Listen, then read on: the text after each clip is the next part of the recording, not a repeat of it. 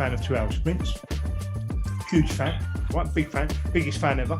2 hours, long enough to achieve something, short enough to stay focused. Punchy, sharp, great. Now, whether we are speaking in mixed metaphors, for me, what you've just done is you've given that particular consultant an output and an input, right? So fundamentally, the output, by the way, just work with me for a minute. The output may be 2 world-class rock stars that you want to present to a client, right? So that's what you're going to do, right? You're going to get 2 brilliant profiles that at the end of your 2-hour sprint, or if you've got them during your 2-hour sprint, you're going to phone your client up and say, those 2 slots in your diary, I've just filled them, right? Because we don't send CVs and that sort of stuff. We don't do that, right? That's an output. You then went on to discuss the input. So that's the what. You then want to discuss the how. The how was, how are you going to do it? Well, I've got a list of 20 interested parties. I've got book calls. I've got, whatever that looks like, CRM, LinkedIn, mixture of both. In its essence, what you've done is you've given them 2 hours to get 2 CVs out by contacting 20 people. That's a KPI. That's a KPI. Did you just lose me then? You just turned your camera off. I thought you were sulking. I know, there's someone calling me about how to do a 2-hour sprint. They should be halfway through their first one. Right, okay. So look, the only thing is, I love a KPI because at the end of the month, you actually look at what people are actually doing to look at skills analysis. So I would look at, you're sending a huge amount of CVs out, but you're not getting any interviews. Right. So that's either 2 things. You're sending dog shit out the door, or you have 0 control over your candidates. Right. So Gary, what you do is you go into businesses and you analyze those better than anyone else, right? You go into those businesses and you spot the gaps. And those gaps you say, phone Trevor, he'll help you close those gaps. That's how we exist. That's you and I exist, right? Yeah. And the most important number for me that you look at as a sales leader at the end of every month are the ratios. How much of A does it take you to achieve B, right? So Johnny's sitting there, Johnny's making 80 new business calls a day and he hasn't picked up a logo all month. So we know Johnny's working hard. We've spotted the ratio. So all we do with Johnny is we say, Johnny, show us your data list. Who are you calling? Let's listen to your calls. What are you saying? We can fix Johnny by that ratio. It's perfection. Not enough sales leads, sales floor leads, business owners take notice of their monthly ratios at the end of the month and then drive coaching in the following month to improve their people. There's not enough of it going on. Okay, but I begged your knowledge on that because I thought they all did.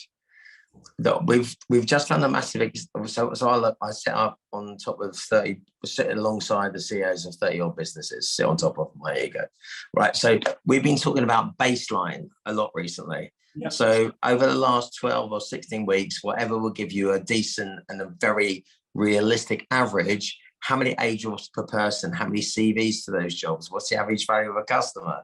And then you look at your conversion rate, so jobs to placement, it's CVs to interview, it's interview to placement, it's looking at your runners rates and how much, then again, it's how much money you spending on candidate acquisition and how much money you spending on client acquisition.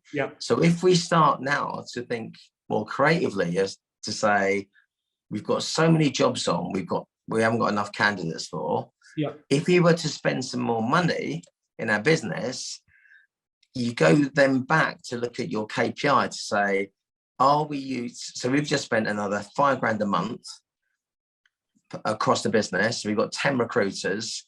Everyone's doing 1.5 deals at 15K. So they're doing 22.5K. If by spending another $5,000 as a business on candidate acquisition, will everyone then go from 1.5 deals to 2 deals? Because that's the logic that makes sense.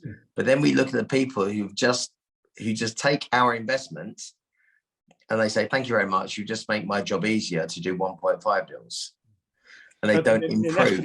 Then it comes back to driving those people throughout the sprints during the month in the right way. That's why I think sprints work better than KPIs. You only use KPIs when you're sitting with your FD or you're sitting with people at the end of the month.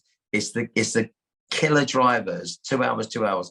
A lot of people are doing 1.5 because I think there has been some psychological studies about people's concentrations and maximum efforts. But I want people to come to work and just say, just in between a sprint, go for a pee, make a coffee, say hello to your mate, do what you want to do, and ask me anything that you need in that window. But once I start the clock, and there's a lot of people got the proper clocks in the office, which I love, by the way. They say the minute we start that, we are absolutely. That's why I hate sales days, because every day should be a sales day, of course. So you have multiple sprints because you'll just get there faster. I agree. I agree. But I agree. No, not but and I agree. And I agree with sprints. I'm a wholehearted fan, right? In my business, when I sit at my desk as a recruiter in the afternoons after I've coached in the morning, I sprint 100%. But there has to be something. There has to be a level of achievement that I need to achieve in that sprint. Be it 5 prospects. Be it I speak to 5 prospects. Be it I send.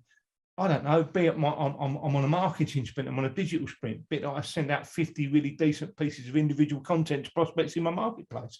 But there are still numbers that are hung on what I do, because I've got to understand what good looks like. I've got to understand, have I achieved or haven't I? By the very nature of me putting numbers against a sprint, I'm executing against something that looks like a KPI. Call it whatever you want. I don't, but something that looks like that. So I think once again, we're probably agreeing on this, but coming at it from different angles. Okay, and that's the joy of this stuff.